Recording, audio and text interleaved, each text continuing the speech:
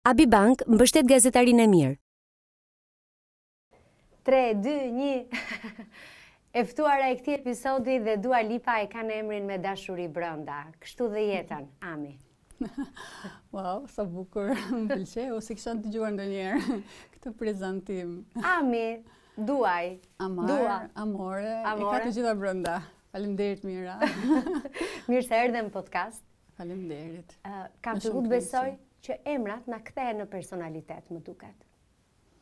Kështu thuhet, nuk e kam besuar, por gjatë gjithë eksperiencës dhe rrugtimit tim në jetë, sikur më ka marrë hije, dhe nga populariteti ndoshta dhe dashamirësia që unë me sa duket jap në formatin tim, me portretin tim, më ka atashuar dhe me emrin. Thuaje pa e kujvok. Jep, vërtet. Okej, duhet ta thonë të tjerët, jam shumë mirë, pash kujdesin tënd. Unë dhe t'Ami, unë nuk e di nëse ti e kujton, por ne jemi takuar për herë të parë ka më shumë se sa 20 vjet në korridoret e televizionit Klan, kur unë isha gazetare dhe ti ishe balerin. Pastaj, krejt papritur, ti u shfaqe prezantuese në Portokalli. Besoj që vendimi fillimisht ka qenë për shkak të pamjes tënde, por shkëlqimi yt gjatë asaj kohe kishte të bënte me këtë personalitetin tënd. Shqiptarët e gjetën veten te një vajzë edhe shumë e bukur, po edhe e mirë. Kam qenë e vogël atëherë, 20 e ca vjeç, edhe shumë gjëra kalonin kështu pa u. Unë e mbaj mend se ishe shumë e bukur, kështu që Okej.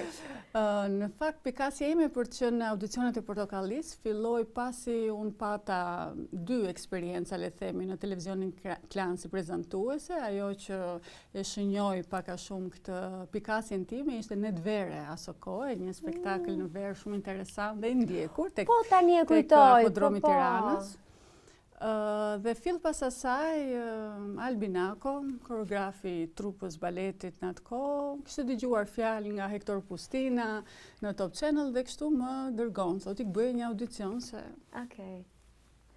Pse jo? Të ngjisësh shkallët e tua dhe të provosh një eksperiencë tjetër. Unë nuk doja faktikisht në atë kohë, e mora pak si me me inat, nuk është fjale e duhur, por realisht nuk e doja. Nuk doja të hidhesha në një rrugtim të ri, isha shumë okej. Me trupën, unë mbaruar shkollën për balet, edhe pse të lartëm për psikologji, por isha okej në ato momente aty, edhe nuk doja të ndryshoja rrugtim, sepse ndoshta nuk e kisha parashikuar ose le themi konceptuar mirë vimësinë e të ardhmes time. Edhe pse shkollën e kisha bërë për psikologji, nuk doja të mbetesha tek baleti, se dihet që është një profesion vetëm rinor dhe nuk të çon gjatë gjekundi. Dhe nuk doja, edhe mora me shumë mërzi, ata më shtynin, bëra audicionin e parë, ka qenë dhe themeluesi i Topit, Indiri Dritan Hoxha, më thanë, "Okej, u gjetë, mirë se erdhe në Top Channel." Ti do jesh. Dhe unë nuk doja, fillova të qaja, kisha ca skena pastaj atje në televizionin Klan, edhe kur i kujtonim më pas me kolegët dhe me Albin, qeshnim, por ky ishte një nga ato momentet më kyçe, le të themi, të jetës time, sepse mori një rrugtim të ri, tregova disa vlera të tjera, mësova shumë gjëra, u njoha me njerëz të ri, njoha dashurinë e jetës. Kështu që pati pastaj një rrjet tjetër jeta. Një rrjet tjetër jeta që filloi dhe. Prandaj ka rëndësi me çfarë njerëzish rrethohemi dhe kush na nxit të marrim vendimin e duhur dhe mos të rrim në zonën e komfortit. Me sa kuptoj, në atë moment Ami ka qenë në zonën e komfortit dhe nuk e dashur ti ikësh. Nuk doja tikja dhe nuk doja tikja për të bërë diçka tjetër, sepse unë kam thënë dhe vazhdoj ta besoj, tashmë e kam vulosur në mendjen time që unë nuk jam një femër karrieriste, edhe pse mund të kisha mundësi të bëja shumë më tepër në televizion, flasim, se ishin ato vitet e lulëzimit tim në televizion dhe nuk i shfrytëzova dhe nuk doja të shfrytëzoja të gjitha mundësitë që më jepeshin. Unë nuk kisha shumë e vetëdijshme për çfarë kisha në dorë, po ndodhte dhe thjesht e lash veten të lirë të shkonte. Pra, televizioni më zgjodhi mua në momente të ndryshme, unë nuk e kërkova. Nuk e kam kërkuar, kështu me ngull. Duket nga kjo që nuk ka qenë ëndra ime e përjetshme ose ajo ëndra në sirtar që unë të bëhesha një njeri famshëm edhe ta ëndroja shkëlqimin e televizionit. Isha rritur në një ambient artistësh, mbaruar shkollën e baletit, edhe ky ambienti këtu i profesionit tim në dikur që më pëlqente më shumë. Ti jepte më shumë dashuri. E ke dëshmuar dhe nga mënyra se si u tërhoqe nga televizioni në fakt se ti nuk e qenë një njeri që doje të kapeshe me thonjë. Megjithatë unë dua të ri pak tek momentet e shkëlqimit tënd, sepse televizionet, jeta mediatike, jeta publike ka valet e saj dhe disa njerëz kanë atë momentin e tyre, kulminacionin e tyre. Dhe Vala Ami ishte në atë kohë. Domethënë, ti the pak më parë që nuk e qenë shumë e vetëdijshme. Nuk e kuptoje ti që ishe gruaja më e ndjekur dhe më e adhuruar në Shqipëri në atë kohë?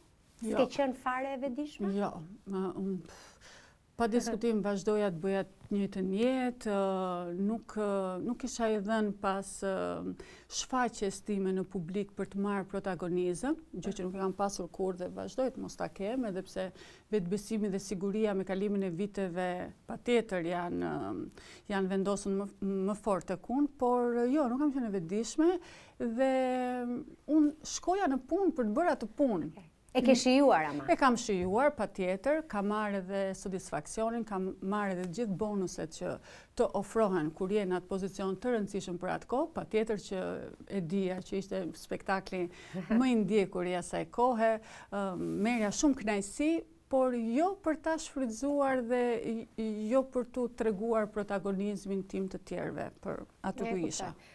E tregove këtë dhe me zgjedhjen tënde që bëre në atë moment, kur ti nuk e di, ishe aq shumë në shkëlqimin tënd sa kush nuk do donte të ishte me ty në atë kohë dhe gati u kthye në një debat kombëtar që ti shkove dhe zgjodhe atë djalin që bënte humor. Ermali sot është një sipërmarrës i suksesshëm, po atëherë ishte veç djali që bënte humor. Bleta punëtore, po. Pas personazhin e pamshëm. Si ke reaguar ti? E ke ndjer atëherë që pati një lloj kështu habie me ty dhe me zgjedhjen tënde? Po, e kam ndjer nga njerëz, le të themi, jo shumë të rëndësishëm në jetën time, që unë i shikoja thjesht si kalimtare dhe nuk e se jepja shumë rëndësi, sepse vëmendja ime ishte tjetër kund në ato momente, por nuk më bënte përshtypje. Ishte diçka që u ngjiz aty edhe u bashkuan syt zemrat dhe kjo ishte më e rëndësishmja. Nuk kisha asnjë pritshmëri për të tjera gjëra apo për të eksploruar më tepër, për të marrë ndoshta materialisht më tepër apo për të hedhur në karrierë më tepër sepse ishte fiks momenti. Jo. Ishe besoj e rrethuar me vëmendje. Po, e ndjeja. Mashkullore. E ndjeja që ishte, po si çdo femër që patjetër që ndjen vëmendjen e syve që ka rreth e përqark, por për mua nuk bënte asnjë lloj problemi dhe impresioni. Bravo. Çfarë bëri ti Ermali ti?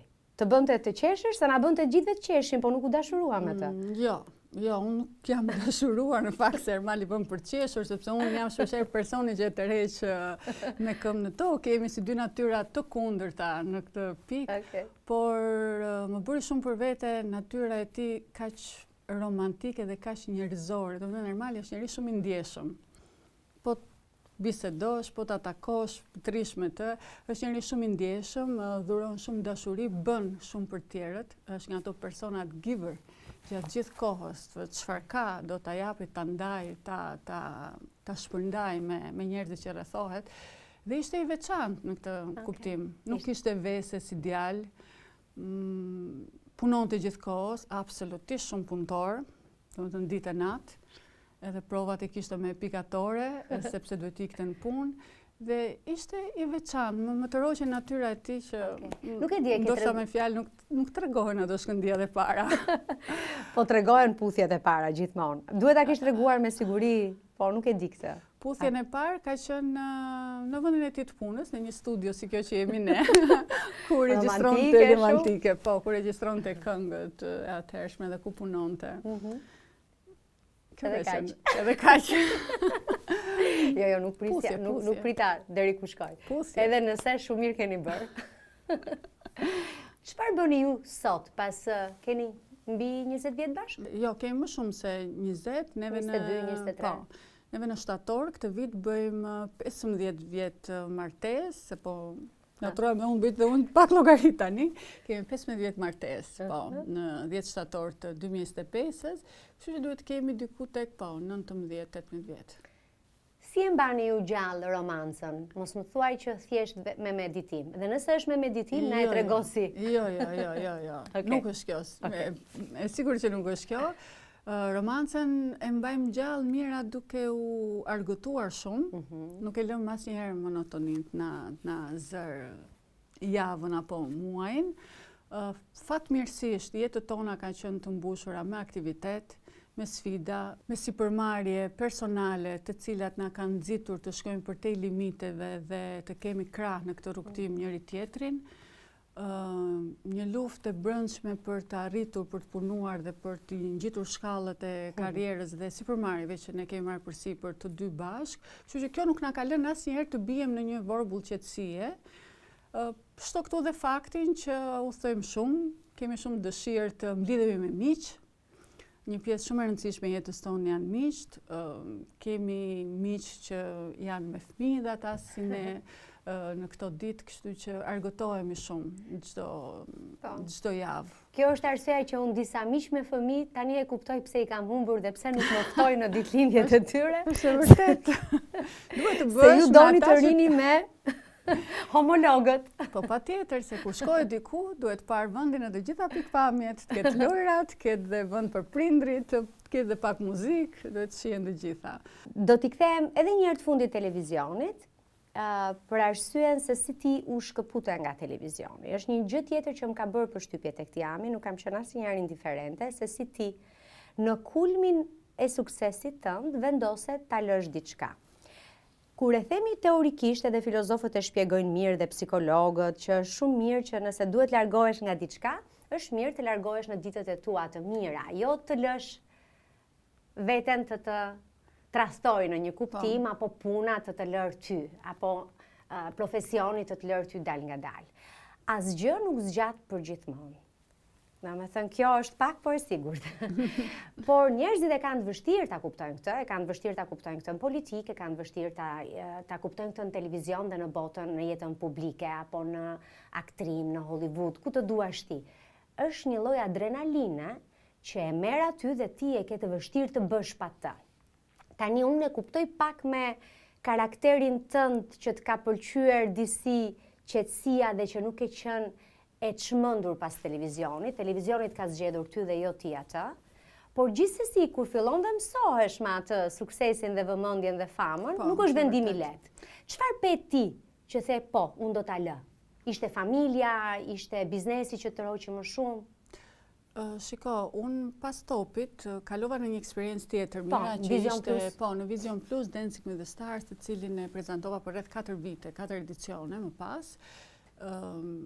Ishte tjetër eksperiencë, më formoi edhe më tepër do thoja sepse mbrëmjet ishin live, ishte në tjetër kontekst, më tërhiqte sepse aty ishte baleti, profesioni im që sigurisht dhe kuptoja shumë gjëra dhe isha edhe më e përfshirë. E shijova dhe atë eksperiencë, më pas erdhi Joeli, erdhi djali, gjatë kohës që kam bërë dancing, u bëra edhe nën për herë të parë. Dhe më pas filloi të më benite ajo ideja të qenë në televizion dhe të shkuarit në një, le të themi, punë. Edhe paçka se ne pak në gjithë e dim, edhe ti e vërteton ndoshta që të bëri televizion është një punë si gjitha profesionet e tjera.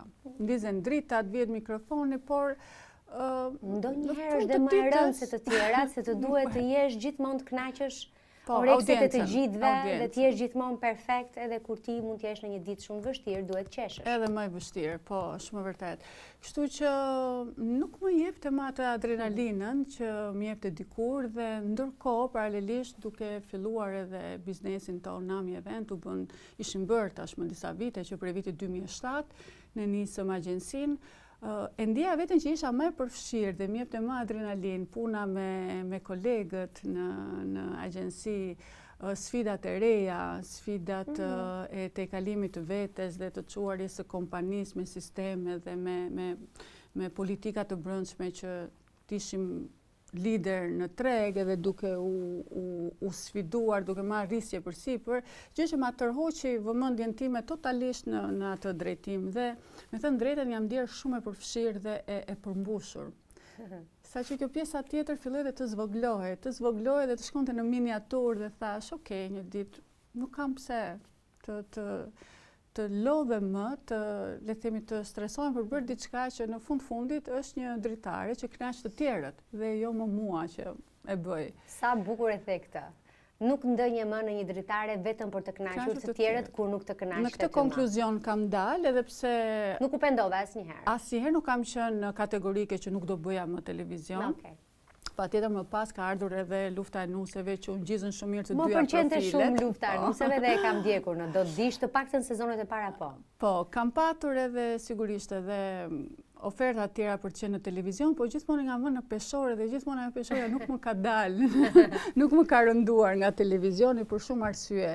Jam mësuar tashmë të jem e lirë, të jem shumë e pavarur, si edhe financiarisht patjetër që po, ka të bëj shumë. Unë mendoj që shumë nga njerëzit që i kap rrota e televizionit dhe pra artistët që punojnë në profilet e tyre, patjetër që e kanë profesion, ushtrohen edhe zanati i tyre, kanë punën e tyre të përditshme dhe sa më tepër koha kalon, aq më të vështirë kanë të sprapsen, duke qenë se me atë jetojnë, të flasim realisht, dhe liria financiare nuk ja jep luksin të zgjedhin ndoshta ato që duan bëjnë vërtet nëse lodhen një ditë. Unë isha e qetë nga kjo anë, dhe nga ana tjetër pata një përmbushje shumë të mirë, thash nga pjesa tjetër e biznesit, ku filluam trajnimet, pra e shija dhe si një lloj rritje personale në një tjetër drejtim, duke ditur që televizioni është një rrugtim jo shumë i gjatë. Dhe për këtë kam qenë e vetëdijshme gjithmonë. E vërteta është, po edhe nëse është i gjatë, nëse nuk të kënaq ty, asnjë punë nuk ka pse të jetë e jotja. Dhe njeriu duhet në rrugtimin e vet duhet gjej veten, ti duket që e ke gjetur tek biznesi, tek sipërmarrja. Po. Në dallim nga Ermali, cila është pika jote e fortë në biznes? Ku mendon ti që ti je? Disa janë negociator të mirë, disa janë intuitiv, kuptojnë çfarë duhet për momentin, disa janë shumë të mirë për deleguar. Ti ku je? Ermali është shumë i mirë për deleguar. E çan atë pjesë. Është aftësi vetë ajo? Është shumë aftësi e fortë, mundohem ta kopjoj ti vjedh. Ta përvetësosh. Është pak e lindur, aftësia për deleguar, për të bërë drejtuesi ato që duhet të bëjë dhe jo të merret me punët e vogla që duhet të bëjnë të tjerë në fakt, dhe kjo është aftësi delegimi. Unë mendoj që kam intuitën, që më ka... Intuitën e gruas. Po, që më ka drejtuar për të bërë edhe zgjedhjet e duhura edhe në long term, le ta themi, për vizionin ku ti she më larg se Ermali? Jo, nuk do thoja më larg, por... She më shpejt? Duke qenë se punët tona janë të ndara tashmë, ne nuk punojmë më bashkë, edhe në Ami Event, po, edhe në Ami's Beauty në të beben time të re që është krijuar, sigurisht se nuk punojmë më bashkë, patjetër ndajmë mendime me njëri tjetrin edhe diskutojmë për sa i përket sfidave, rrisjeve dhe gjërave që kanë të bëjnë me biznesin. Por në drejtimin që unë bëj me ekipin tim, me kolegët e mi, kam intuitën, le them, të zgjedh gjën e dur. Ami, kur ishit ju më suksesshëm? Atëherë kur nuk ishit shumë konkurrencë, apo jeni sot kur keni më shumë eksperiencë? Suksesi nuk e di me çfarë do ta definoje, financiarisht apo teknikisht me strukturat e një kompanie, të gjitha bashkë. Unë mendoj që ose ndaj ti më mirë. Unë mendoj që është tani koha më e mirë. Sepse pa diskutim ne kemi kaluam 17 vjet, jemi në vitin 18. Keni qenë ndër të parët në treg. Kompania e parë. One Stop Shop. Të bëri të gjitha shkonin mbaron të gjitha shërbimeve në një kontratë, pa dhe numra telefoni. Por 17 vite eksperiencë, rrisje, sfida për të kaluar, vizion për të ndjekur, mendoj që nuk jam pak, që tani ne kemi gjithë bagazhin dhe të gjithë eksperiencën apo të gjitha instrumentat për ta drejtuar ne ku duam drejt vizionit ton, më lehtë edhe më të sigurt biznesin. Edhe teknologjia sigurisht është një aset shumë i madh që koha sot e ofron dhe mendoj që është momenti më i mirë për të bërë biznes, edhe pse gjërat janë vështirësuar në disa drejtime. Po kjo teknikisht pasaj në biznes nuk mund të hymë, se bëhet pak më teknike. Çfarë është bërë më e vështirë, Ami? Është bërë më e vështirë rekrutimi i njerëzve. Sepse njerëzit ikin, nuk duan të punojnë në Shqipëri, apo çfarë? Ka një lloj diferencë, pra ka ndryshuar pak breza, si le ta themi, në 17-18 vjet bëhet fjalë për ndryshim brezash. Ti e bën dallimin mirë. Po, me thënë të drejtën, këtë gjë di ta bëj, edhe është e natyrshme të bëhet kur ke këtë vim si këtë rrugtim në biznes prej 18 vjetësh, sepse tashmë po jetojmë në një kohë digjitale kur gjërat mendohet se merren më kollaj, por në fakt mbahen më me vështirësi.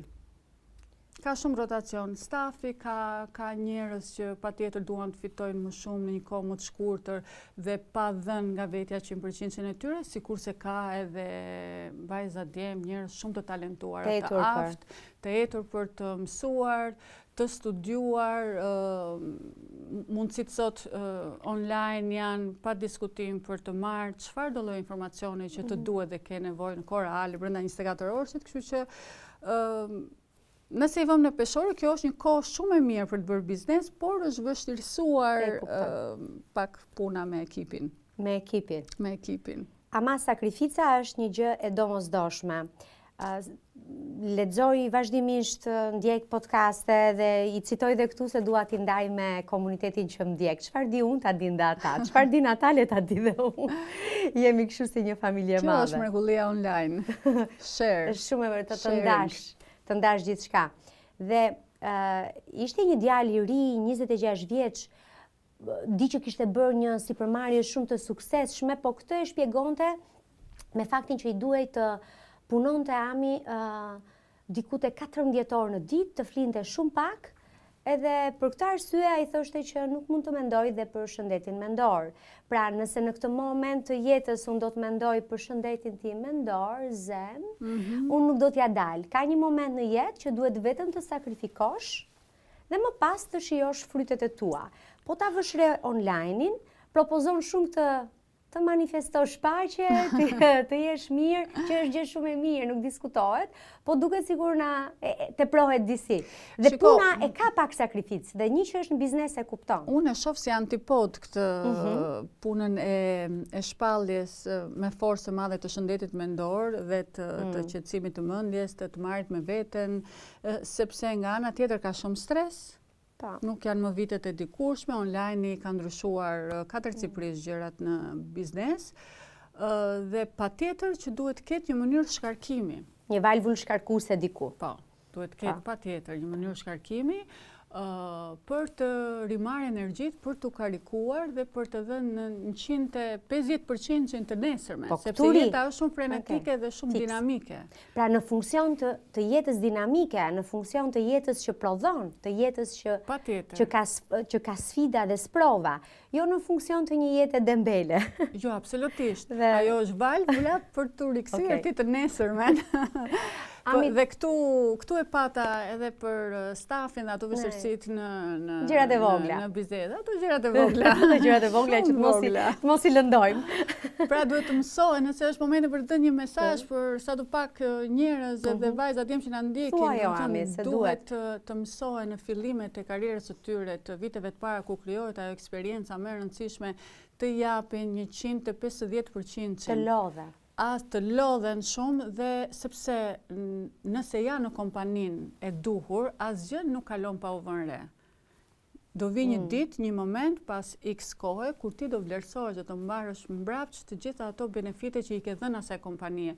Por nuk mund t'i shohësh gjërat në vrim të gjilpërës, në vrim të gjilpërës që në ditët e para, muajt e parë. Pra duhet të tregosh për veten. Kushdo ku shkon diku, duhet të tregoj kush është.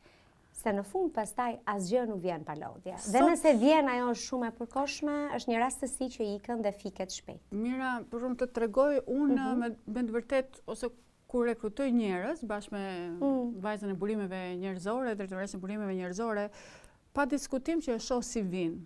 Por ajo CV-ja ajo CV-ja mund të jetë 30-40%. Sot ka ardhur koha që ti të tregosh çfarë di. Në CV mund të kesh X gjëra, por ti mund të jesh nga ana e inteligjencës emocionale dhe me dhunti të tjera njerëzore që mund të japësh shumë më tepër në punë se sa që mund të kesh marrë në një master apo në një shkollë 4 vjeçare, që ndoshta gjysmën e librave se ke bërë, se ke lexuar. Pra CV-ja është një gjë, por nuk është gjithçka, si në biznes flas, dhe sidomos në biznes privat. Cilët lloj njerëzish të pëlqejnë ty edhe preferon ti ti punësosh? Njerëz besnik, të shpejt, njerëz me ide, po pak të ngadalt. Mua më pëlqejnë ato njerëz që i shoh në sy të gjallë. Okay. Domethënë që i shkëlqejnë syt dhe janë dhe nuk kanë frikë të thonë mendimin e tyre dhe që kanë vendosmëri, kanë vetëvlerësim. Okay. Dhe që janë të gjallë në temperament për ta marrë punën dhe për t'ju vënë me kokë që të nesërmen për të treguar se çfarë din të bëjnë. Okay. Dhe jo njerëzit që presin dhe ndoshta një ditë do t'tregojnë se kush janë. Nuk ka kohë sot. Nuk ka kohë sot dhe njerëzit nuk duhet vonohen. Sot ishte një personazh, duhet jetë një biznesmen si përmarrës si huaj nga këta të famshmit dhe të suksesshmit na diku në Perëndim. Nuk e kujtoj emrin, po thoshte kam njohur dhe kam takuar në jetë shumë njerëz të zgjuar, por që nuk ja kanë dalë. Kam takuar njerëz të shpejt, të shkathët që ja kanë dalë. Ta nuk ka kohë për t'u vonuar. Është shpejt jeta, kështu që secili duhet t'japi në momentin e duhur atë që duhet dhe jo ta analizoj shumë. Ti vetë je natyrë shpejt, vepron shpejt? Jo dhe aq, e marr kohën time të reflektimit. Ermali duhet jetë më. Po, Ermali është më i shpejt, më i shkatët. Në veprim, po, merr aksion më shpejt. Merr aksion më shpejt është e vërtet në fakt, unë analizoj pak më gjatë. Por ka momente të caktuara kur ti nuk duhet mendohesh shumë. E vërtet? Ka momente që patjetër që duhet ti reflektosh, por nëse po flasim për një vend të ri pune, nëse je në një intervistë pune, nëse merr një pozicion të ri, duhet ta tregosh veten me shpejtësi. Biznesi nuk mund të pres të shoh frytet e tua pas 6 muajsh dhe pas një viti. Pra, në këtë kuptim ka ndryshuar pak kohrat, por që sigurisht ka momente, ka çështje për cilat duhet reflektosh pak më gjatë. Okay. Ami, njerëzve u ndryshon jetën pasuria, paraja, se u bën atyre më cilësore. Po çfarë është diçka që ta sjell pasuria, përveç kësaj jetës të mirë materiale apo një qetësi edhe mendore, dhe çfarë është diçka tjetër që ta merr mbrapsht? Unë mendoj që pasuria i bën njerëzit ose më të mirë, ose më të këqij, se që janë ata në të vërtetë dhe kur janë të varfër, ose me një jetesë mesatare. Pra mendoj që ana ekonomike amplifikon atë që njeriu është në të vërtetë thellë brenda vetes dhe se ka treguar akoma. Qofse ti je një njeri i mirë, po nuk ke mundësi në ana materiale, financiare të ndihmosh njerëzit e tjerë në çfarëdo lloj forme, nuk e bën dot. Po nëse do kishe pastaj mundësi materiale dhe do të tregosh vërtet vlerat e tua si një njeri i mirë, do ta bëje. Nëse është e kundërta, prap do t'tregoje se je një njeri që ke ato deficienca që ke. Pra, mendoj që paraja amplifikon atë që ti je në të vërtet, po që nuk e tregon dot në kushte normale. Është lakmusi. Është një lloj lakmusi. Ti i shpenzon parat, je njëri i kujdesshëm, ku e fut veten? Çfarë raporti ke ti me parat? Unë jam njëri goxha i kujdesshëm, nuk shpenzoj para, me thënë drejtën, për gjëra të cilat janë materiale, mund shpenzoj para për udhëtime, po patjetër, që nuk më dhimbsen, le ta themi, para të udhëtimeve ose për kaprico tjera të vogla, vajzash, por gjithmonë nuk kam qenë një njeri i tërhequr nga paraja dhe që në rrogat e para që kam marrë, kursimet tona të para vajtën dhe u futën të gjitha në biznesin tonë na mi event, pra në çfarë pagash kishim mbledhur, përveç se jetonim i mblidhje parati, ishe e kujdesshme. Patjetër, unë nuk mbaj mend ndonjëherë edhe në rinin time të hershme, kur punoja si balerin, apo më pas në portokalli, dhe kur filluam biznesin, që të shpenzoja, dhe pse mund ke marrë shumë të mira për kohën, nuk më mbaj mend që të më miklonin dhe ti merja dhe çka ti shpenzoja për të plotësuar një kaprico time. Çfarë të miklonte ty në rinin tënde të hershme?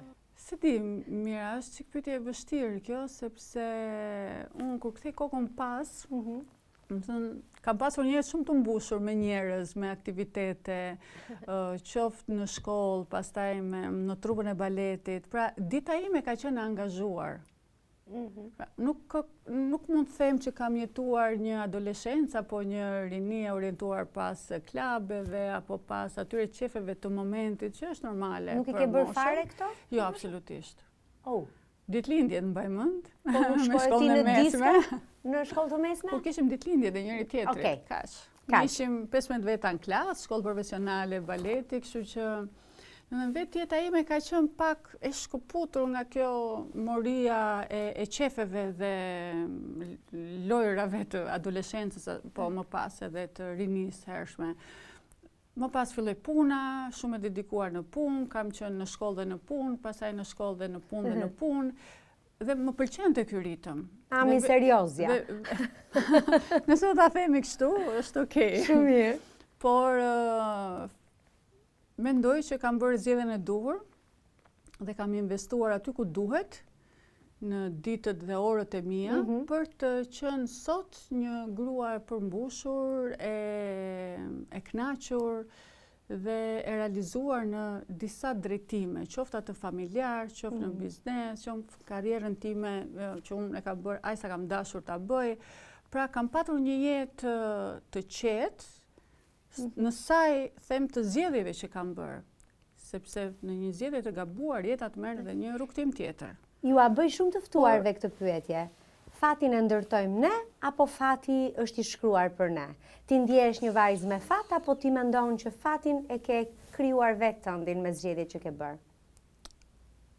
Nuk mund të them që e përjashtojm fatin, por në rastin tim, me rrugtimin që unë kam patur, them që patjetër fatin e ndërtojmë ne.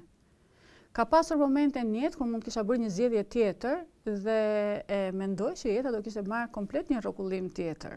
E vërtet. Siç është shkollimi, siç është portokallia, nëse do ta bëja apo jo, siç janë pastaj ca zgjedhje të tjera në lidhje me televizionin apo me biznesin, nëse do t'i kisha hyrë apo jo. Dhe në ato momente vizioni për të shkuar, për të orientuar drejt së ardhmes me busullën që unë kam pasur, them që nga intuita më ka drejtuar aty ku duhet. Po nëse do kisha bërë zgjedhje tjetër në atë moment, ndoshta nuk do ishim këtu sot bashkë. Je e kënaqur tani, i ke bërë gjërat që ti doje, apo tek ti ka një zell për të bërë gjërat reja vazhdimisht? Ne kur u takuam folëm pak edhe për Ami's Beauty dhe kishe disa plane, unë ta uroj të shoh ty në Sephora, të shoh ty kudo, unë nuk e di, qofte e afërt, jo vetëm ty Ami, po çdo vajzë shqiptare që i futet dhe i bën nga zero dhe punon fort për të bërë diçka, për të futur dhe në tregun, jo vetëm tregun shqiptar, por dhe në atë ndërkombëtare, unë jam shumë e lumtur. Gëzohem sinqerisht si për një motër. Faleminderit shumë Mira, por mendoj që kishte ardhur një moment në 2020-ën, kishte ardhur një moment ku doja të rikrijoja diçka timen. E ndjeja që kisha potencial për të rikrijuar një brand tjetër timin dhe mendoj që pas eksperiencës 17 vjeçare në Ami Event, ku e kam nisur 23 vjeç dhe ku patjetër në atë moshë është energjia e momentit që merr përsipër rrisje, që nuk i mendon gjërat edhe shumë gjatë, edhe pse ne punuam fort edhe ja dolëm, sepse koha i sheshon të gjitha gjërat dhe i tregon të vërtetën. Por ndryshe nga atëherë, tashmë rivi më e bindur, më e qartë për vizionin që kam për ta çuar Ami's Beauty përpara dhe sigurisht me një eksperiencë në biznes. Këtë nuk mund ta mohoj dhe ky është aset shumë i madh që unë e kam brenda vetes.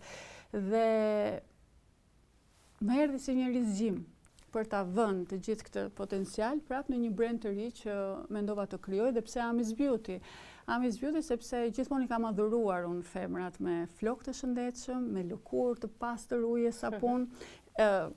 Ndikuar edhe nga puna ime në televizion, ku ta rafinon pak, patjetër televizioni, atë shijen estetike për të qenë e kuruar, edhe nga ana tjetër të mëson edhe disa hile të vogla se si të jesh në atë formë të bukur, si ta trajtosh fytyrën apo flokët. Kështu që të gjitha bashku bën mix dhe thash pse jo, bëj një kontribut sado minimal në këtë profil. Ta përdor fytyrën time për këtë. Pse jo ta përdor, sepse gjatë gjithë jetës e kam dëgjuar komplimenti për lëkurën e pastër, për flokun e shëndetshëm dhe aty pata një si shkëndi, thash. Okej. Të gjithë bagazh informacion, pse jo të kontriboj në një mes profil të fytyrës ri. tënde dhe fytyrës së Selena Gomez, do me thënë nuk e di, unë mendoj që fytyra jote duhet i bindi njerëzit që të blejnë, po unë e kuptoj që duhet jetë histori tjetër. Po në fakt jo, nuk është vetëm çështje imazhi, sigurisht unë nuk e kam nisur Amis Beauty të bazuar në imazhin tim, sepse do të isha shumë e ngushtë në atë këndvështrim. Por gjithmonë qëllimi im dhe vizioni im ka qenë që të shkoj linja ndërkombëtarisht. Ashtu siç edhe po ndaj me ty këtë lajm për herë të parë që sapo kemi firmosur një kontratë që produktet Amis Beauty do të jenë në gjithë Italinë me distribucion ndërkombëtar në mënyrë ekskluzive dhe jam shumë e lumtur për këtë gjë, se është diçka që është krijuar në mendjen time, pastaj ka marrë jetë dhe është ndërtuar nga unë dhe nga ekipi shumë i Amis Beauty nëpër Itali? Po, patjetër. Patjetër. Po me këto do azhërnohemi më vonë. Çfarë ke Lajmi kuptuar? mirë është tani. Shumë lajm i bukur dhe shumë urime. Faleminderit. Çfarë ke kuptuar nga tregu ndërkombëtar, me që të shoh që ke arritur të bësh një super marrëveshje? Si është bota atyre, sepse po shoh që të gjithë njerëzit e Hollywoodit, unë përmenda që parë Selenën, po të gjithë kanë një linjë kremrash, Jennifer, në kozmetik, në Jenniferi tjetër e nistoni për flokët, se secili ka gjetur një pikë të fortë të vetes së vet, edhe e reklamojnë dhe unë nuk e di cila prej tyre ecën më shumë. Rihanna, po Selena, po Jenniferi, po të gjithë me siguri e kanë kismetin e vet. Shiko, mira, të siguroj që ecin shumë, sepse bëhet fjalë për miliona njerëz që jetojnë dhe konsumojnë produkte jashtë. Ne kemi pak fatkeqësinë, le ta them, në thonjza, përpos gjithë benefiteve të qenit shqiptar, por e kemi pak fatkeqësinë që të njëjtën punë, të njëjtën efort, energji që japim për një biznes ose një brand të caktuar në rastin konkret, e bëjmë për 2-3 milion njerëz. Ata e bëjmë për 200-300 milion njerëz. Kështu që këtu diferencohet edhe me shifra. Mënyra se si shkon ekspansioni i një brendi, se qa vlerë merr, se sa shitet pastaj biznes, se qa imazhi merr në gjithë botën. Ajo që dua të di unë nga ty, Ami, dhe besoj që nëse ti nuk e di kush do ta di tjetër këtu mes nesh, çfarë ndodh me njerëzit? Njerëzit blejnë parfumin, kremin e një njeriu që duan dhe nuk ka rëndësi se si është ai. Pra, përgjithsisht konsumatori është kaq i ndikuar nga imazhi, apo njerëzit blejnë, kërkojnë vërtet cilësinë? Unë mendoj, Mira, që imazhi patjetër ndikon, për përhapjen e lajmit brenda minutit në gjithë botën, dhe ky është një aset që kanë personazhet publike, por nëse një biznes do të eci dhe do të zjas në kohë, ai është tregues vetëm i cilësisë së produktit. Askush nuk mund të blej, as unë as ti nuk blen se filan brand ose... Mund ta blej një herë për ta provuar. Po, mund ta blesh një herë për ta provuar. Vajin e ullirit të Jennifer Lopez. Po, mund ta blesh, por ama ai marketingu mouth to mouth që ti bën është shumë herë më i rëndësishëm se sa reklama që mund të bëj Jenniferi me miliona. Cilat modele ke ndjekur ti? Kë ke parë ti, Ami, me respekt nga këto brendet e vjetra të kremrave, të mirëmbajtjes së lëkurës dhe të flokëve, që ke ti respekt? La Mer. Më pëlqen shumë. La Mer. Edhe mënyra se si shkon në fushatat e marketingut, ajo përmbajtja që ka, nuk janë as shumë glamuroz, edhe pastaj superprodukti tyre flet vet. Kjo është një pikë referimi që kemi dhe në brand. Është e vërtet që kremrat e mirë nuk duhet kenë parfum brenda? Po, sa më pak parfum, aq më të mirë presupozohet të jenë, por ndërkohë shkencërisht nuk ka asnjë vërtetim që parfumi i prish efektin apo i ndryshon formulën. Okej, po e bën njeriu ta doj më shumë. Për shkak të aromës së mirë. Duke qenë se parfumi është shumë personal, aty pastaj ndërhyn pak edhe shija personale se më pëlqen apo s'më pëlqen ky krem apo ky produkt nga era e parfumit. Por nuk ka të dhëna konkrete që parfumet prishin formulat. Arsyeja që nuk e bër ende botox është? Nuk më ka ardhur akoma koha në mendjen time, se për disa mund të ketë ardhur, mendoj. Në mendjen time them që akoma s'm ka ardhur momenti. Po nuk është se jam kundra, po thjesht nuk më ka bërë klik akoma. Po nuk të pëlqejnë shumë, duke që fakti që nuk je joshur. Nuk jam joshur. Dhe ke bërë shumë mirë. Nuk jam joshur. Edhe ndonjë arsye nuk e patur. Nuk jam joshur mira të them drejtën, sepse mund tjetë edhe fakti që s'kam ndonjë arsye për momentin akoma, gjithmonë them akoma. Dhe nga ana tjetër jam shumë promovuese e kësaj bukurisë ujë sapun, bukurisë natyrale, sikurse edhe vetë produktet që kam nxjerr janë në Amis Beauty janë të dedikuara për femrat që duan të kushtojnë kujdes, lëkurës dhe flokët e tyre, pa u transformuar, pa qenë domosdoshmërisht të bukura ashtu siç duhet të jenë në kopertinat e revistave. Domethënë mosha është e bukur dhe me ato vijat e holla të mimikës edhe me ndonjë rrudh më tepër, se tregon autoritet, tregon tjetër standard dhe tregon që ke një eksperiencë dhe një status të caktuar. Është e bukur kur shikon disa njerëz që plaken, që moshohen bukur, se si më duket të them plaken, po ajo është ndodh, të gjithë do kalojmë aty. Disa plaken bukur, disa jo dhe aq bukur. Edhe hajde, domethënë i shoh dhe këto super modelet, edhe nuk po dua të them emra, po njëra nuk po plaket edhe aq bukur, tjetra shumë bukur. Kjo ka të varet dhe se si të marrin rrudhat. Po ndoshta duhet kremi mirë. Por gjithsesi mendoj që plakja, nëse mund ta themi plakje, vjen moshimi i një gruaje, gjithmonë ka atë bukurinë dhe atë fisnikërinë e vet. Domethënë, mua nuk do më pëlqente në fakt që një grua të moshuar 65 apo 70 vjeç dhe të fryrë në fytyrë me injeksione apo të shndruar në portretin e saj.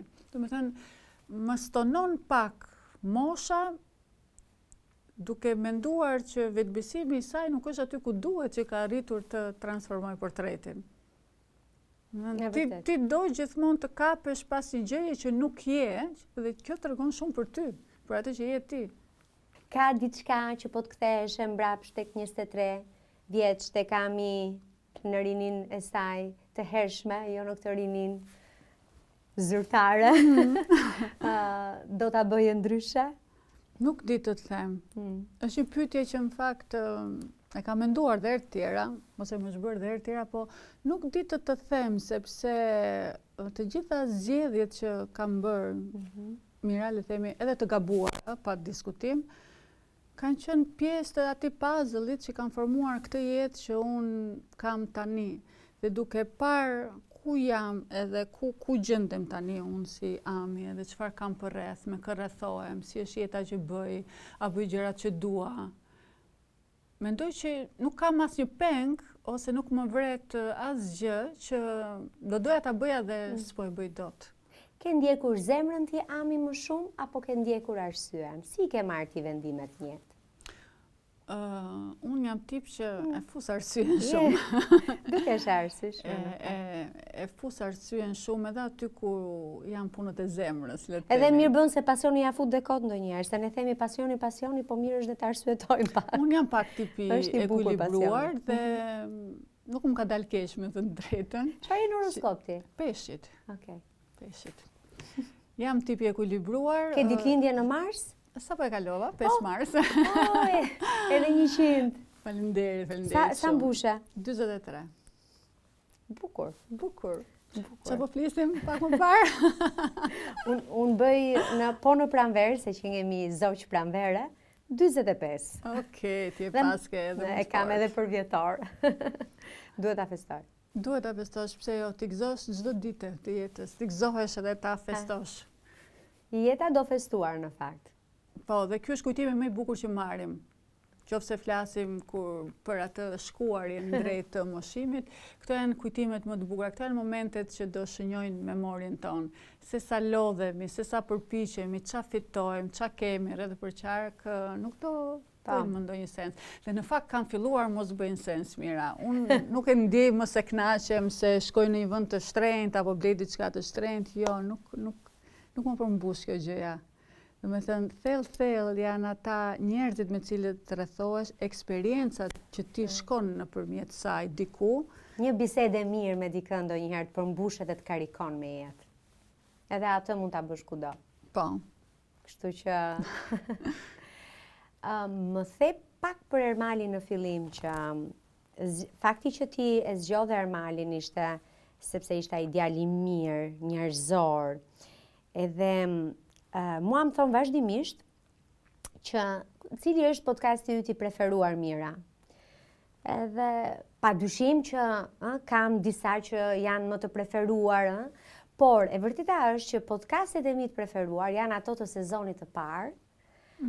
Të gjithë miqt që kam ftuar dhe më kanë thënë po, pa e ditur se ku do dilnin, sepse nuk ekzistonte, pavarësisht se unë po thoja podcast, të gjithë prisnin se do duhet të dilin patjetër në televizion ose diku gjetë. Dhe të gjithë njerëzit, përfshi Ermalin që ka ardhur me shumë dashuri dhe për ta mbështetur këtë platformë, ata janë të preferuarit e mi. Ata të vitit të parë janë, përgjithmonë në zemrën time. Shiko, Ermali është nga natyra inovator. Priret gjithmonë drejt gjërave të reja, eksperiencave të reja me rrisje, hidhet në dekt, edhe të pa shkelura nga të tjerë, kështu që ai e ka pikasur edhe podcastin tënd, edhe suksesin, dhe mbaj mend që ka ardhur me shumë qejf atëherë. Edhe vlerësoj shumë, çoj të fala nga unë, ja thash edhe publikisht. Është e vërtet, në fakt, unë nuk është se kam menduami që po bëja inovacion, që t'jeme sinqert. Po një lloj inovacioni ka qenë. Por ndodhi që të ishte kështu. Kalimi nga televizioni në podcast. Ndodhi të ishte kështu, vendimi për podcastin është marrë në një moment krize, kur unë doja të bëja diçka dhe me sa duket nuk thon kot që duhet kaos që të lindi një yll edhe po e quajmë kështu sepse ndjej dashurinë e njerëzve për podcastin. Edhe ti pranove pa më dyshje. Me shumë qef. Me arsye dhe me zemër. Është nga të paktat, mos them e vetme intervistë që unë edhe kam mësuar nga intervistuesi, sepse ti dhe flet për eksperiencën tënde ndanë ngjarjet e tua me të ftuarit edhe më shijon shumë. Vërtet. Ke ndjekur disa? Ke ndjekur në përgjithësi ndjek? I kam ndjekur, patjetër që i kam ndjekur, por duke qenë tani këtu në këtë karike, e shijoj shumë sepse është nga të vetmet intervista që unë mund të mësoj edhe nga ty, nga ngjarjet e tua, sepse ti e shprehesh. Në vend që vetëm të bësh pyetje, si shumica. E vlerësoj shumë. Dëshira ime është të bisedojmë. Atë thash, është një bisedë e mirë dhe unë dua që kjo bisedë e mirë të shkojë te shqiptarët. Me dy fëmijët e tu, çfarë mami je ti?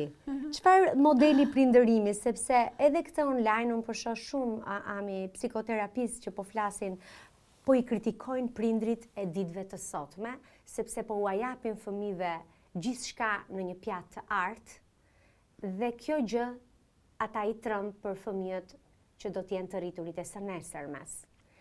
E marr me mend që nuk është e lehtë dhe për prindrit dhe nuk di sa e lehtë është edukosh sot një fëmijë kur ai gjatë gjithë ditës ka akses edhe online. Është shumë e vërtet. Mira, janë kohë të vështira për prindërimin tani. Më parë janë lodhur më shumë fizikisht dhe prindrit tanë, por kanë qenë më të qetë. Absolutisht. Ne na kanë rritur të gjithë gjyshet. Po, kanë qenë më të qetë dhe nuk kishin interferenca të tilla që jetojmë sot. Sot është shumë e vështirë. Le themi, unë mendoj që edhe mund të kenë ndruar ato polet e ndikimit të fëmia, shoqëria, shkolla apo familja, tashmë ndonjëherë më ndikim ka shoqëria dhe shkolla, dhe se pjesën më të madhe të kohës fëmijët e kalojnë aty dhe se pjesën më të madhe të kohës shoqërohen nga një rreth tjetër. Nga ana tjetër dhe prindrit janë të angazhuar me punë më gjatë, pra i 8 orar që nuk është më 8 orar, që është 12 orar deri në 8 të darkës, dhe çfarë mbetet për të konsumuar me fëmijët janë 2-3 orë të darkës, ndryshe nga më parë. Kështu që influenca është shumë e madhe sot dhe rreziqet janë edhe më të mëdha. Ndërkohë prindrit dhe prindërimi të shtohen edhe këta psikoterapistët që i kritikojnë online. Jo, do thoja i shtohet prindrit. Kanë zëvendësuar vjerrat. prindërve në karrierë dhe në punë i shtohet edhe një lloj trysnie tjetër, presioni edhe madh. një punë dyfish tjetër për të kujdesur për fëmijën dhe edukimin e fëmijës, duke qenë se janë në efektin e një vorbulle online edhe një shoqërie shumë më tepër se çka qenë dikur. Ne sigurisht të dy jemi prindër që nuk priremi të përgëdhelin fëmijët duke u nisur nga të mirat materiale. Është shumë e vështirë në fakt, qofse ti ke mundësi t'ja plotësosh fëmijës tënd. Ata janë të zgjuar e kuptojnë gjithmonë fëmijët në fakt. Ata e kuptojnë gjithmonë, patjetër, dhe nga ana tjetër shumë e vështirë nëse ti ke mundësi dhe nuk do t'ja plotësosh apo do t'ja privosh këtë dëshirë, duke i dhënë të kuptojë mes këtij mesazhi që nuk ta plotësoj këtë dëshirë sepse 1, 2, 3 gjëra pse nuk duhet ti ta kesh në këtë kohë, këtë gjë që po kërkon e tjerë. Dhe mendoj që në këtë pjesë kush ka mundësi ka më të vështirë të rrisë dhe të edukojë fëmijë të mirë të së ardhmes. Se ata që kanë pak mundësi dhe fëmia e kupton dhe rritet me ato pak mundësi dhe janë më në balancë gjërat. Mendoj që gjërat vështirësohen aty ku janë mundësitë më të mëdha dhe fillon shpërdorimi, fillon abuzimi, të cilin e shohim në fenomene të shoqërisë tonë me fëmijë që janë dhe me breza që po rriten, që pa diskutimi kanë të dyja kahet. Por që shohim dhe këtë fenomenin e abuzimit dhe shpërdorimit të anës materiale kur rriten në një familje të pasur, sidomos. Përveç shëndetit, për çfarë lutesh për fëmijët e tu? Si do doje të ishin ata kur të rriten? Përveç shëndetit, që pa diskutim është i pari, njerëzor. Është dëshira, mendoj çdo prindi, çdo nëne. Fëmijët duhet të jenë njerëzor. Unë nuk lutem që të jenë ekselent në shkollë. Dhe me thënë drejtën nuk e kam problem nëse janë edhe më pak se ekselent. Jeta e vërtet fillon pas shkolle dhe sot ka ndryshuar shumë mënyra se si një njeri e çon rrugtimin e tij pasi shkollohet. Mund të marrë një drejtim tjetër komplet, rrugët me njerëz të ndryshëm takohen në momente të ndryshme që asnjëherë nuk i dihet, kështu që